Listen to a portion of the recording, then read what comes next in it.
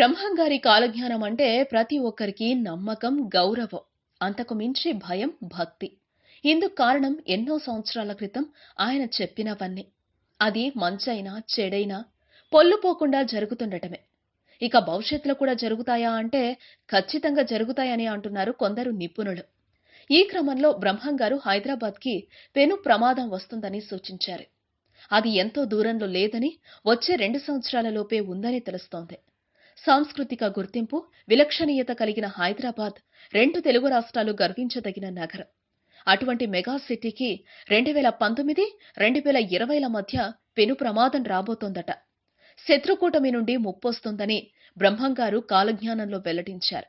రాబోయే రోజుల్లో బ్రహ్మంగారి కాలజ్ఞానం ఎలాంటి పరిణామాలకు దారి తీస్తుందో అని కొంతమేర ఆందోళన కలిగిస్తున్నా కూడా అంతా మంచే జరగాలని కోరుకుందాం. ఈ వీడియోపై మీ విలువైన కామెంట్స్ ని మాతో షేర్ చేసుకోండి. అండ్ ఇంకో విషయం, సబ్స్క్రైబ్ చేయడం మర్చిపోకండి.